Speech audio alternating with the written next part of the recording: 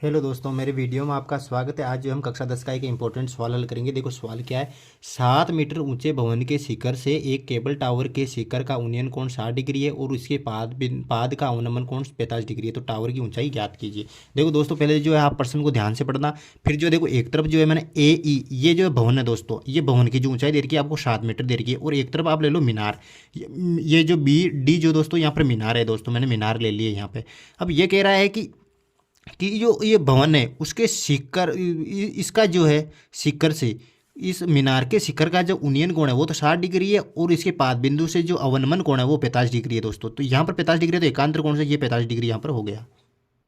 तो दोस्तों हम इसमें क्या करेंगे, देखो इधर जो है 7 मीटर भवन की ऊंचाई दे रखी है, तो हम त्रिभुज पहले ले लेंगे ए बी ई से हमारे पास ये आधार आ जाएगा, ये आधार आ जाएगा। तो ये देखो यहाँ पर ए बी सी ई एक आयत है, तो आयत के आमने सामने भुजा बराबर होते हैं, ये आ जाएगी, तो ये भी इसके बराबर हो जाएगी।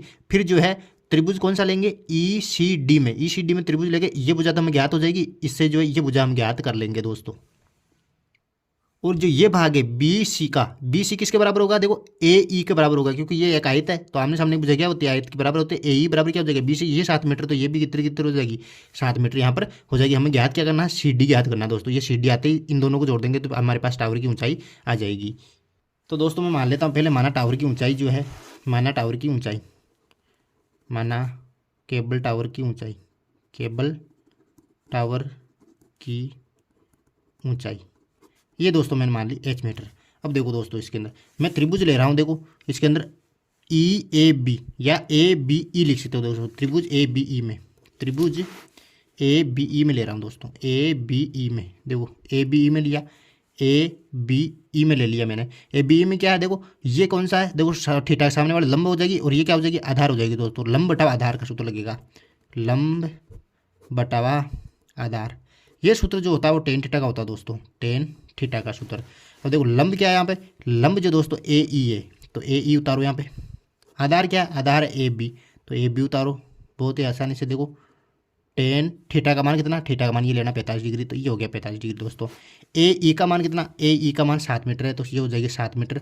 ए बी का मान कितना, ए बी का मान निकालना है, तो ए बी बराबर टेन 45 का मान होता है 1, हम जानते ही हैं। ए बी को गुणा करो 1 से, तो ए बी का मान जो दोस्तों हमारे पास आया 7 मीटर, यानी कि ए बी जो हो गई हमारे पास 7 मीटर की हो गई दोस्तों, ये हो गई 7 मीटर की। अब देखो आयत है ये एक तरह का, आयत के आमने सामने जो बराबर होती है, तो ई सी का मान भी कितना हो जाएगा, 7 मीटर हो जाएगा। तो ई सी का मान हमारे पास आ गया 7 मीटर ए बी से, है ना।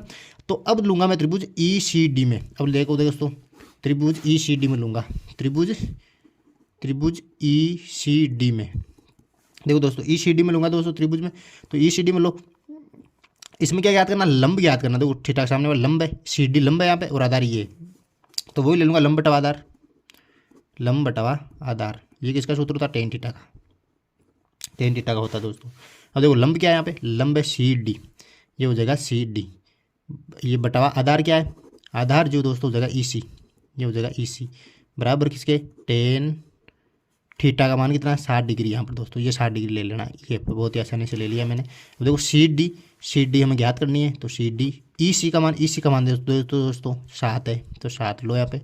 टेन सेट का मान जो होता है दोस्तों √3, ये √3 में नहीं यहाँ पर उतार दिया।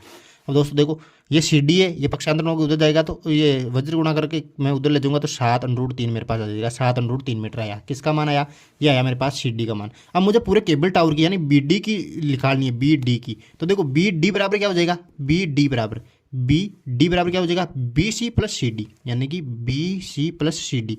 अब बी डी की लंबाई क्या मानी, एच मानी थी मैंने केबल टावर की, तो बी डी की जगह आ जाएगा एच, केबल टावर की ऊंचाई मानी। और बी सी का मान, बी और सी का मान, बी सी का मान देखो 7 मीटर पहले ही दे रखा है यहाँ पे, 7 प्लस सी डी का मान क्या है हमारे पास, देखो सी डी का मान अभी भी आया 7 √3 मीटर दोस्तों। अब देखो एच बराबर 7 को मैं कॉमन ले लूंगा, तो 1 + √3 मीटर, ये जो है दोस्तों मेरे पास फाइनल आंसर आ जाएगा केबल टावर की ऊंचाई। Very simple. अगर मेरा ये वीडियो आपको पसंद आया तो please like share and don't forget to subscribe. Thank you.